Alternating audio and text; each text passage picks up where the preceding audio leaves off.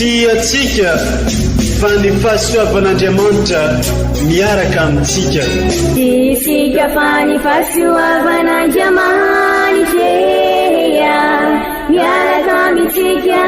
noho izy roa tsika sandrivaky sy asantsika miaraka aminy. Ny fianakaviana no taniketsa ipoiran'ny vocation. Déploie ton cœur et viens nous sauver. Délivre-nous de nous, délivre-nous de tout. Fa sisika tokoa fa ny fahasoavan'Andriamanitra miaraka amintsika. Isika fa ny fahasoavan'Andriamanitra miaraka amintsika noho izy roa tsika sandrivaky sy asantsika miaraka aminy. Fa olo raika atikoatran'isika ao aminy, fianakaviana iray ao aminy, tsy misy efitrefo. Ny olo no mampizara indraindray fa Andriamanitra i Jesoa lay mpiandrony tsara ran'olotra ny aina olo raika. Ary ao amin'ny fiangonana, ao amin'ny eglizy dia sambatra antsika mahasapa an'izay.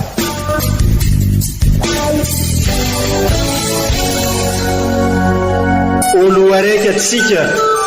atambatry ny fanahy masina Kamireny, olo araiky ao amin'ny Kristy. Fandaram-pampianarana iarana amin'ny son excellence Monseigneur Benjamin Marc Ramaksson eto amin'ny radio Fania.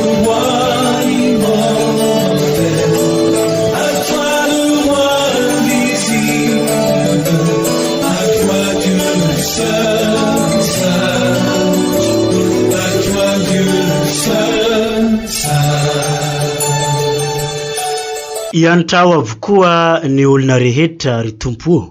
ary tsy misy halanao izay naorinao. Rehefa mibebaka ny olombelo dia ahodinao ny masonao tsy hijery ny fahotana, ary avelanao ny adisoany satria Andriamanitra bakanao. Nalaigny avy amin'ny boky ny fahendrena 2:12. Magnano mbola tsara salama aby antsika jiaby agnatokatragno agny antsika magnaraka manjoy mitandregny tsy tapaka ity fampianaragna oentin'ny ray aman-drenitsika son excellence Monseigneur Archevêque ity. Midriky amin'ny vanim-potoagnan'ny Karimy antsika amin'izao alarobia fanosoragna lavenina izao, ka noho zay ary manasantsika hibebaka Andriamanitra, hiova amin'ny toetra ratsy, hiova amin'ny fitondran-tegna tsy mety, hizotra hamerigny amin'ny laony ny fanekam-pihavanagna tamin'ny Andriamanitra sy tamin'ny Abrahama, ny amin'ny fagnaragna ny didy antsakany sy andavany araka an'izay takin'Andriamanitra amintsika isan'andro isan'andro. Ny anty eglizy manolotra loha hevitry lehibe amintsika dia izay fanosoragna lavenina izay. Ka noho zegny dia mirary antsika jiaby ary azoto ihaino ny fampianaragna oentin'ny ray aman-drenitsika eto mba hiaino zegny ny ihany koa indrindra amin'ny finoagna, amin'ny fanantenagna ary amin'ny fitiavagna. Ka izay fampianaragna izay dia arahin'ireo vakiteny masina samihafa atolotry ny eglizy amintsika iniany ity. Ka noho zany entan'ny eglizy ary antsika tsiraikiraiky mba hampihatra hiaigny ny teny hoe ny fonareo no rovidrovito fa aza ny fitafinareo. Mihavana re amin'Andriamanitra ianareo indro ankehitriny zao fotoagna tsara, ary ny rainao zay mahita ny miafigny avake hamaly ny soa ho anao.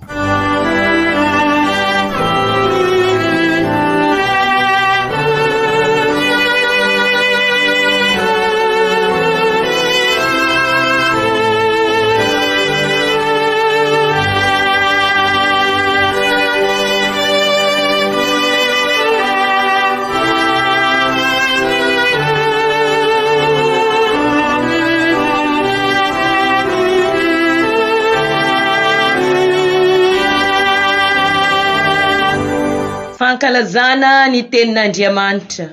Vakiteny masina voalohany, boky ny Joely mpaminany. Izao no lazain'ny Tompo, miverena amiko amin'ny fonareo rehetra, amin'ny fifadian-kanina sy amin'ny ranomaso amin'ny mpitarainana. Ny fonareo no rovidrovito fa aza ny fitafianareo. Dia miverena amin'ny Tompo Andriamanitra reo fa mamindra fo sy miantra izy. Malainky tezitra tsy be atsaram-po ary ny loza afitsony dia alahelovany. Iza moa no mahalala fa tsy emitra tsy anenina ary tsy amela fitahina eo aoriany izy dia ny fanatitra amampanatitra arakaraka ho an'ny Tompo Andriamanitsika. Tsofiaosiona ny trompetra, miantsoa fifadian-kanina, mamoria fiangonana. Eo ny vahoaka, miantsoa fivoriana masina, angony ny ati-panahy, vorio ny ankizy madinika sy ny zaza minono. Aoka ny mpampakatra andaony efitranony ary ny ampakarina andaony trano lainy. Eo anelanelany alim-baravarana sy ny hôtely dia aoka ny mpisorona mpanao raharano Tompo, itomany ka hanao hoe: Tompo, tsimbiny ny vahoakanao, aza tolotrao alambaraka ny lovanao, ka ataony firenena fandatsa. Ahoana no dia anaovana anay any amin'ny hafa firenena hoe: fa aiza izay Andriamanitra izy ireo? Nentany asaro piaro ny tany ny Tompo ka namindrafo ny vahoakany. Izany ary ny tenin'ny Tompo, isaorana ny Andriamanitra.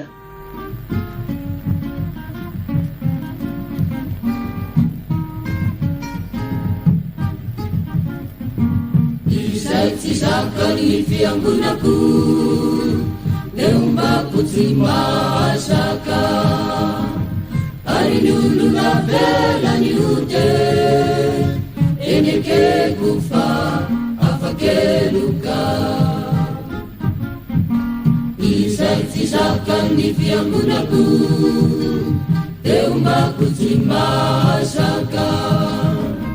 ary ny olona velany ode, enekeko fa afakeloka. Iandrao ary Tompo Andriamanitra, fa ianao mankolany fitiavana, makoseho reny eloka vitako, vekiovy aho iara-miniotako, efa niaiky sona ny tenako, eo imasokatra ny niotako. Taminao ano Kristo Andriamanitra, fantatrao amoko ny dilemako, salasainao tokona ny marina, raha mitsara ianao aratrariny,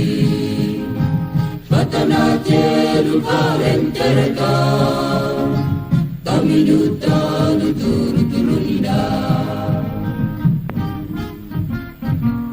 Izay tsy zakany fiangonako, leombako tsy masaka, ary ny olona velany ode,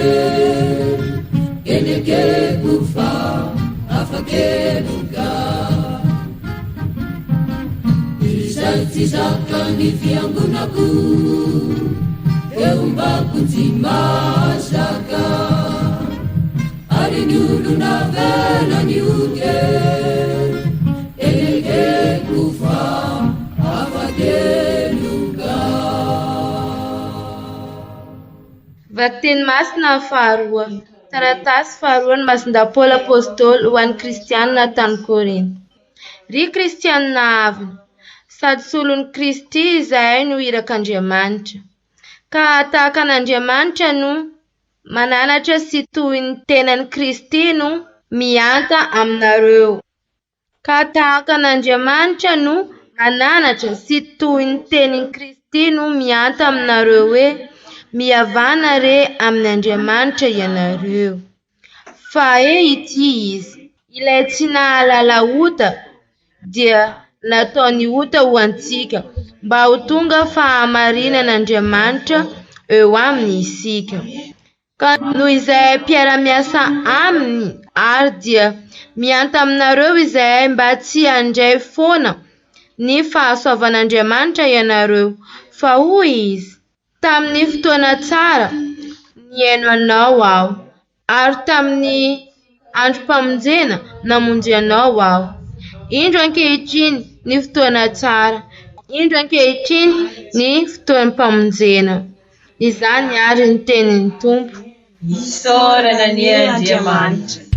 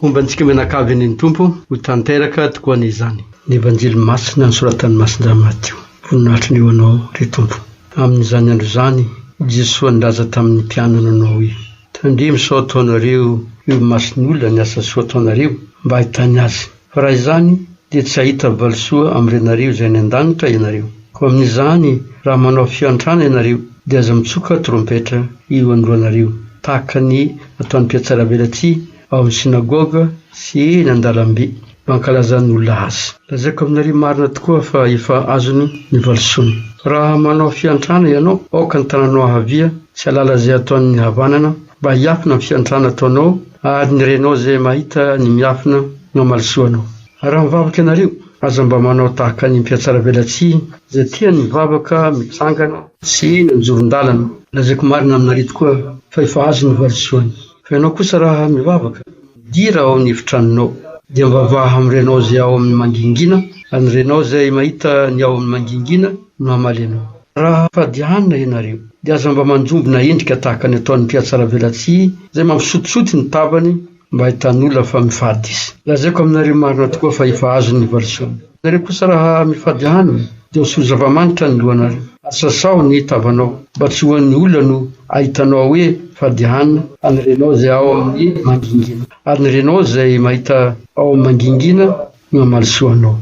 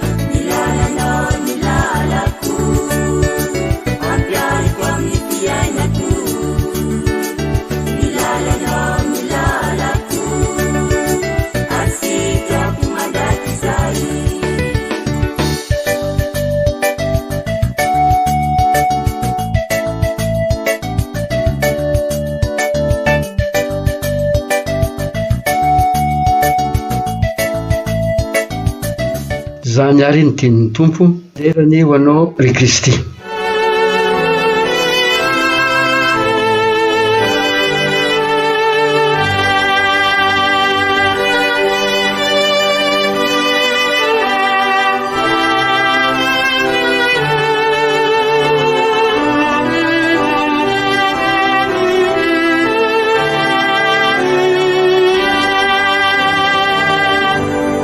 Ry kristianina ava malala tamin'ny alady lasa teo sika no natsiary manokana ny androny marary ary hitasika Jesosy atao amin'ny evanjely nanadio an'ilay voan'ny apokana indrisy maro ny apokana mikika sika ao anatin'izao krizy zao ary izao aretina mandoza zay miodiody amin'sika zao koa dia apokana matoky anefa sika fa eo anivosika Jesosy ka raha manantona azy ampitokina tahaka n'ilay marary hoditra isika dia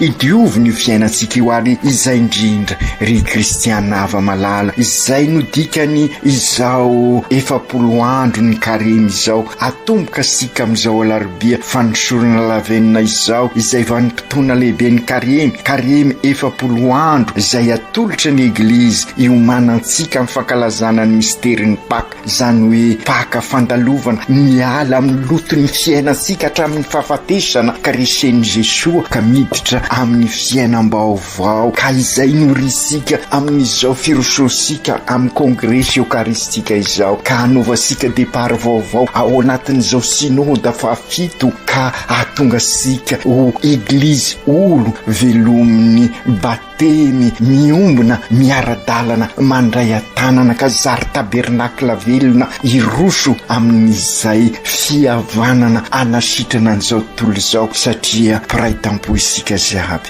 izay indrindra ry kristiana havana miditra amin'izao karemy zao sika ka midikan'izay dia 70 andro iarahasika mamolaka ny tenasika ka raha miara-maty amin'ny Kristy amin'ny fahotana isika dia hiara isangana amin'ny tokoa amin'ny Paka ka miditra amin'ny fiainam-baovao miala amin'ny fiainana zay sy zarizary sy mendriky ny mahazanak'Andriamanitra ka miditra amin'ny fiainana mahazanak'Andriamanitra ka mihavana amin'Andriamanitra mihavana amin'ny mpiarabelona mihavana amin'ny zavaboary fihavanana no anasitrana an'izao tontolo izao mitaky safidy izay ary zay no dikany lavenina atao amin'ny andrina amintsika manambara ny safiditsika ka hiara-maty ho lavenina ny fahotana ka hiara isangana amin'ny Kristy ary zay ny dikany teny ataon'ny pretra mibeba ary minoany evanjely vokatry ny safidy ataosika zay ry kristiana havana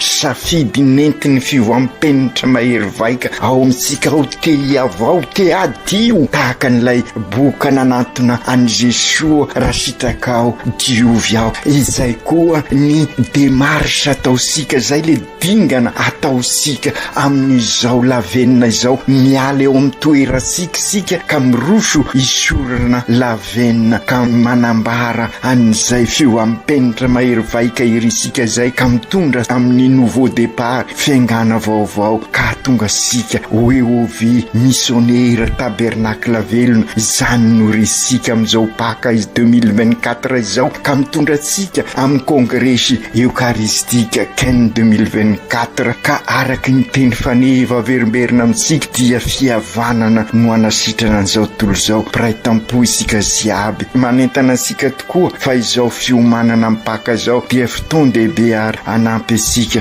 amin'ny fiainam-baovao mila mibebaka tokoa isika mila manao départ vaovao izany indrindra ny ansoavo ataony mpaminany Joel mpitondra ny afatra n'Andriamanitra ao amin'ny vakiteny voalohany araky ny averisika matetika ny mpaminany desy hoe izay mahalala ny hoavy fosiny fa indrindra ireo izay mahalala ny sitrak'Andriamanitra ka manambara azy amin'ny mpiarabelona ka tonga ireto farany hiala amin'ny fiainana sy zarizary miala amin'ny korontana ka miverina amin'ny tompo mihavana indray amin'Andriamanitra mihavana indray amin'ny tsika samitsika amin'ny mpiarabelona mihavana indray amin'ny zavaboary ka mivelona ny fiainana mahazanak'Andriamanitra io indrindra ny lazain'ny Joely mpaminany ao amin'ny vakiteny voalohany voandrenesika teo zaho no lazain'ny tompo miverena amiko amin'ny fonareo rehetra amin'ny fifadiakanina sy amin'ny ranomaso ampitaraina ny fonareo ny rovorovito fa aza ny fitafianareo dia miverena amin'ny tompo fa mamindra fo sy mianatra ny tompo malaiky fitezitra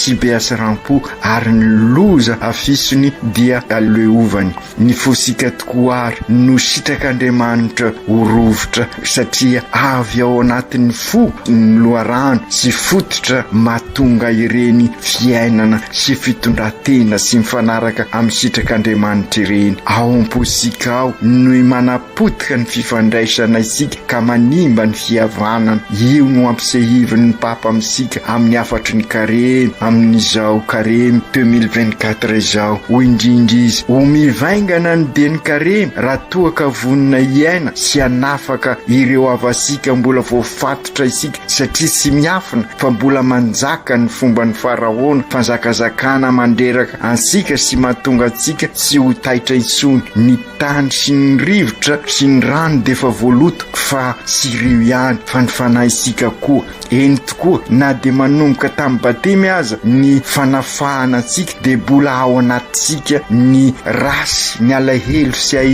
azavaina momba ny fanandevozana toy ny fanaftonana makany amin'ny fiarovana izay efa kely eo am-pialatana izay manimba sy manilikilika ny falalalana ary ivelomansika azy eo anivon'ny fianakaviana eglizy kely sara ny mampasiahy ry kristianina havana fa ny fianakaviana ho ansika dia sy ny ankonana ihany fa izay rehetra vondron'olona miombona irina anao depart tokoa ary fa indrindra amin'izao kongresy eukaristika izao satria ny eukaristia no mampiombona antsika ho fianakaviana iray ka enganie anao depart ny fianakaviana fa indrindra koa amin'izao paka izao atomboka sika amin'izao tanteraka izany raha mivelona ny karemsika araky io afatry Papa io izany hoe ivelatra tokoa amin'ny fanasoavana ny hafa oka ho iny Papa ho ararotsika ny vanim-potoana ny karemy anampy asika andalina ny finoasika ka hatonga asika andray an'i Jesosy fihavanana ka hatonga asika ho mpampiavana manohy ny Papa ao amin'ny taratasiny ka mampirisika asika ho olon'ny fanantenana satria maro ny zava-misy mahakivy amin'ny zao fiainasika izao ka oka rehefa miova isika irosy lalindalina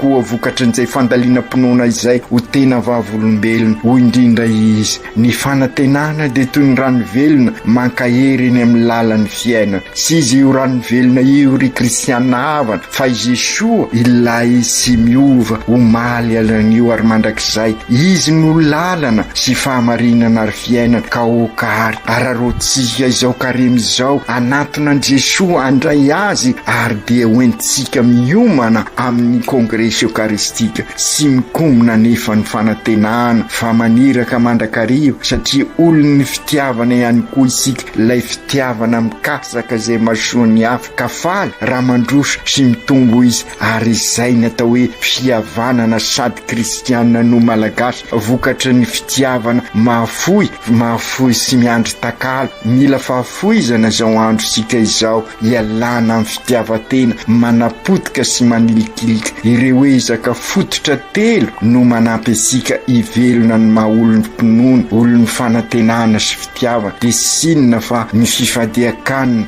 vavaka asa fiantrana sy zavatra ty ivelany reo fa ao anatsika ao ary indrindraindrindra ry kristianina havana sy zavatra ty ivelany manapotika ny fiainatsika na manimba ny fiainatsika fa io fosika io ary io no manimba ny ao anatsika ao no manimba ny fihavanana ary ao any koa zany ny sy mainsy anarenasika azy mba ho fihavanana sady kristianina malagasy raha tiasika hiasara tokoa ary ny fiainasika ry kristianina havana aoka sika hiezaka anasara ny fosika ary zay no ezaka tanteraisika amin'izao kareny izao anenina amin'izay sy mety rehetra isika ka hiezaka hiaina ny sitrak'Andriamanitra potetsika ny rasy rehetra ao amintsika ao mba ho fo vaovao diovin'Andriamanitra itoeran'Andriamanitra sy itoeran'i Jesosy soa ny fosika. Izany indrindra niezaka atao amin'ny fananorenana ny EOV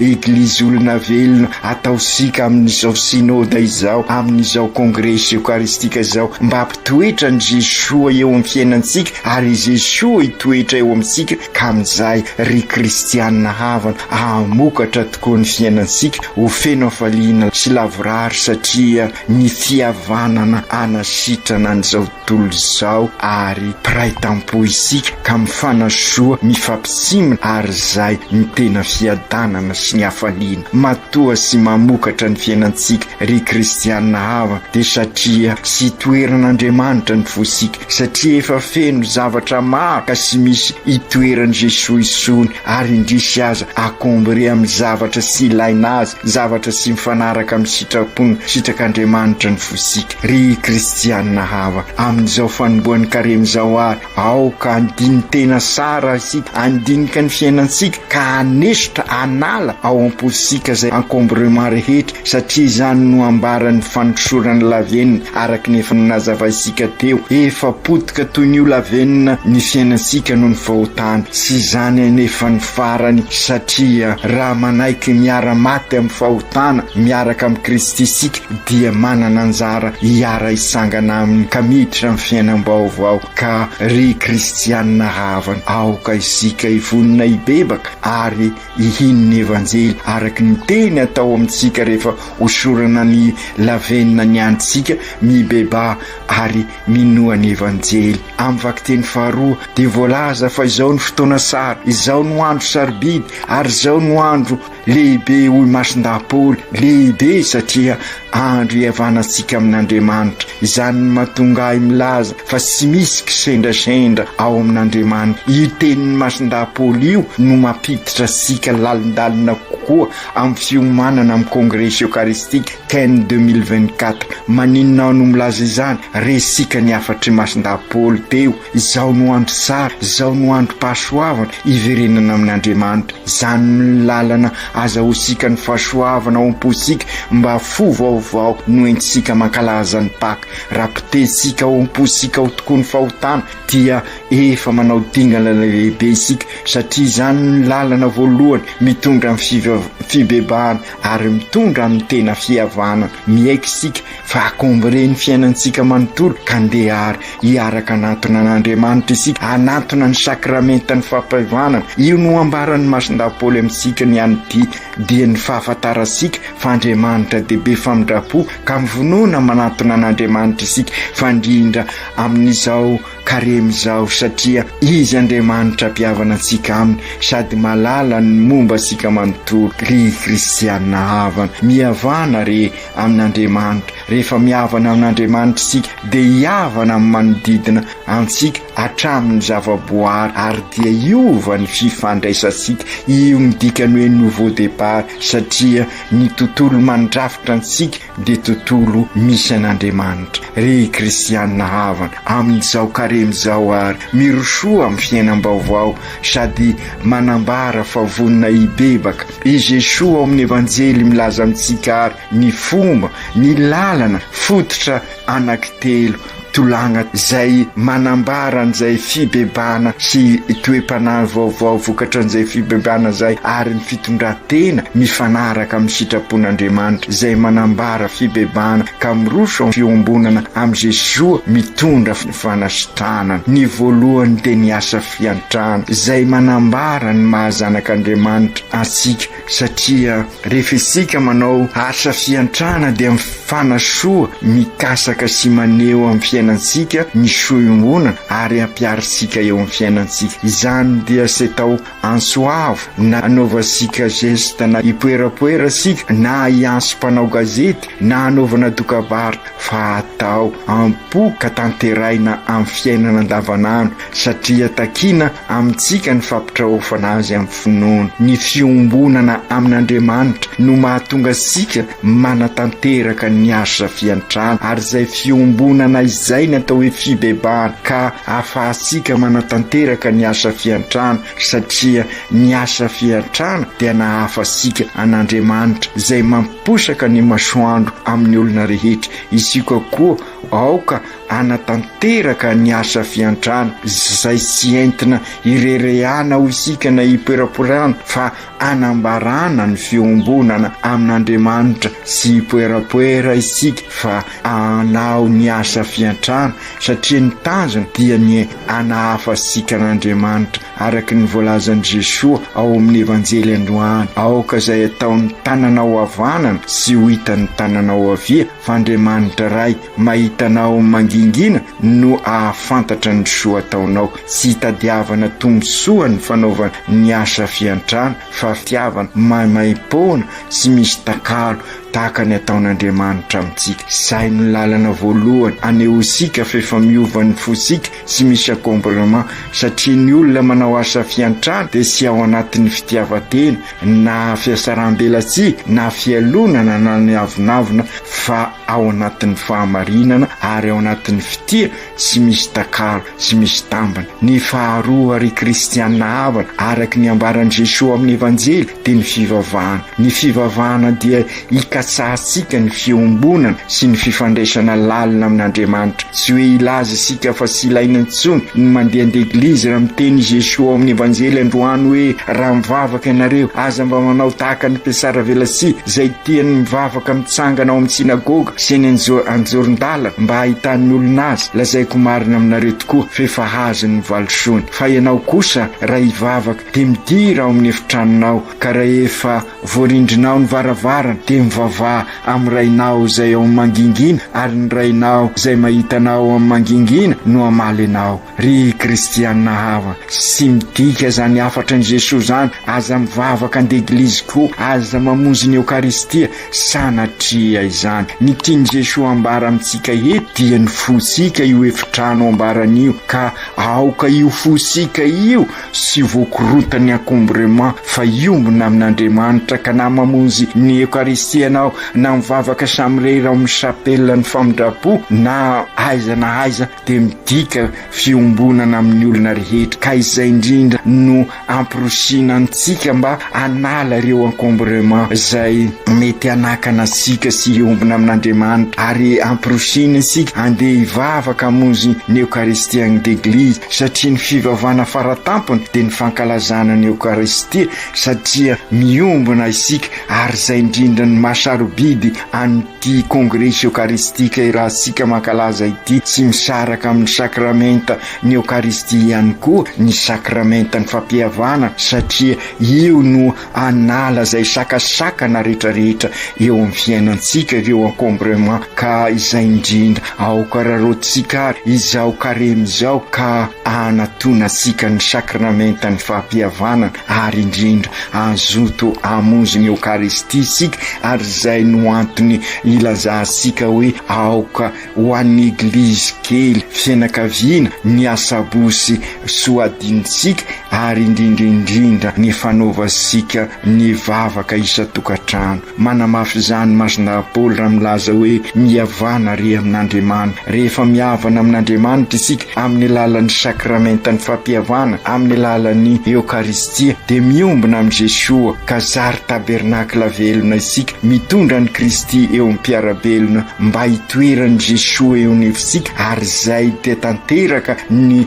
vavaka ataosika amin'izao kongresy eukaristika izao, ny fihavanana anasitrana an'izao tontolo izao fampiraitam-po isika ziaby. Ny fahatelo amin'ny lalan'ny karemy ambaran'i Jesosy dia ny fifadiakanina ialasika amin'ny fahotana araka ny voalazan'ny Papa amin'ny afatra, ary mazava fa mila fifadiana lalina koa araka ny afatra ny Papa ny vola, satria io vola io zary Andriamanitra ivavahana amin'izao, ny kibo lasa Andriamanitra amin'izao andro iainantsika izao, ka manapotika ny fihavanana, manapotika ny fiainansika sy mahatonga sika ho generation mpanorona isony, ka zary lavitra ny eglizy olona velona eo ve isika satria ny fitiavan-tena no zary filamatra eo amin'ny fiainantsika ary ny izay fitiavan-tena izay no mandrafitra ny fiarahamonina atsika ny fifandraisansika rehetrarehetra ka izay indrindra mila fifadiakanina ny anina io dia izay rehetra itomposika akoatra ny Andriamanitra ka io ny miakombo reny fosika ka mila ifadiana ireo satria manambara ny fitiavan-tena ka amolaka ny tenasika ary sika piala amin'ny filandrasin'ny nofo ireo no akombrema araky ny lazaisika akombrema manapotika ny fiainantsika ka mahatonga sika mifamono azy raha ty sika hiditra amin'ny fiainam-baovao sy ankalaza ny Paka mitondra amin'ny fihavanana sady kristianina no malagasy ilay fihavanana anasitrana an'izao tontolo izao dia aoka hitoetra ao amintsika ao i Kristy ka amin'izay amokatra araka ny sitrak'Andriamanitra isika izany hoe amokatra fihavanana ilay fihavanana sady kristianina malagasy satria piraitam-posika ziaby ka feno afaliana isika raha tanteraka eo amintsika izany raha vonina ifady izay sy mifanaraka amin'ny sitrak'Andriamanitra isika famantarana zany ny fifadikanina sy ny fifadiakena amin'ny zoma araky ny mazatra sika ka izao ry kristianina hava so dia misy mieritreritra hoe efa niova ny lalàn'ny Eglizy sy miova fa isika no mafo araky ny voalazan'i Jesosy ka okary iverina amin'ny tena izy sika fa indrindra amin'izao fiomanantsika amin'ny Paka sy indrindra amin'ny fiomanantsika amin'ny kongresa eukaristika izao ka afaka andesiny akombrema manapotika ny fiainantsika isika sy ny fifadiana nefa fahoaka fifadiana mitondra amin'ny fifampizarana amin'ny hafa araky ny hafatra ny Papa ry Andriamanitra rainay io milefitra ianao raha mietry tena izay vahoakanao mitony ianao raha manohitra ny otanay izahay arosaka ao aminay ny fahasoavanao raha miezaka mandresy ireny akombrema izay manapotika ny fihavanana manapotika ny fiainana ireny izahay ingany anokatra ny fonao ianao ka atongolany ny sofinao eny zao vavaka izao ingany izahay ahayana rorotra izao vanim-potoana ny karemy zao anatanteraka ny fomba masina fanao amin'ny karemy atonganay ho afa-pahotana ka ho todro soamantsara amin'ny Paka ka raha miara-maty amin'ny Kristy amin'ny fahotana izahay dia hiaraka isangana aminy amin'ny Paka ka anana fiainam-baovao ka izao fotoana sarobidy amin'ny karemy zao ny ielanay amin'izay mamatopatotra anay engany izahay ivonina hiavana aminao sady ahay anatanteraka ireo asa fiombonana aminao dia ny asa fiantrahana engany izahay amola tena amin'ny lalany reny fifadiakanina reny ka hay fampizara amin'ny hafa afoy amin'ny hafa anamafy ny fihavanana eo anivon'ny fiarahamonina engany izahay ahayana rorotra izao vanim-potoana izao hiavana bebe kokoa aminao amin'ny lalan'ny sakramentany fampihavanana sy ny eukaristia ka amin'izay dia hitoetra ao aminao izahay sy toeranao ka hamokatra fiainam-baovao miaraka aminao ry Jesosy zokonay masiny Maria reny masinday Joseph mitodika aminareo izahay amin'izao fanomboan'ny karemy izao matoky ny vavakareo sy ny fitalaonareo izahay mivavao anay mba ho fianakaviana Eglizy kely ny fianakavianay ka hiavao tokoa ifanasoa ifampisimina ary ikasaka ny soimbonana satria ny fihavanana anasitrana an'izao tontolo izao ary piratam-po izahay rehetra aoka tanteraka izany amin'ny anaran'ny Ray sy ny Zanaka sy ny Fanahy Masina. Amen.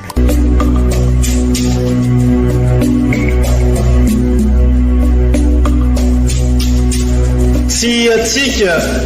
fa ny fahasoavan'Andriamanitra miaraka amintsika. Isika fa ny fahasoavan'Andriamanitra miaraka amintsika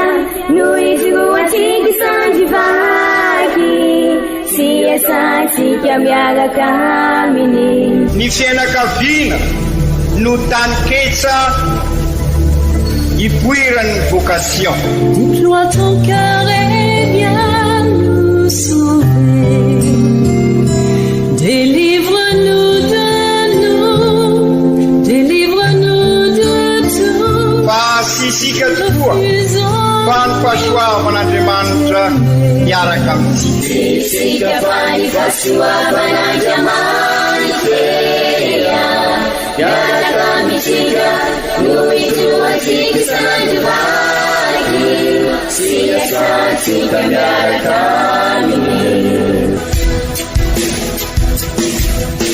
Fa olo raika tokoatran'isika ao aminy, fianakaviana iray ao aminy, tsy misy hevitrevitra. Ny olo no mampizara indraindray, fa Andriamanitra i Jesoa lay mpiandrony tsara ranolotra ny aina, olo raika.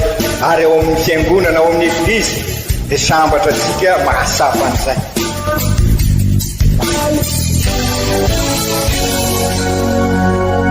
Olo araiky atsika atambatry ny fanahy masina kamiray, olo araiky ao amin'ny Kristy. Fandaram-pampianarana iaranao amin'ny son excellence Monseigneur Benjamin Marc Ramabson eto amin'ny radio Fania.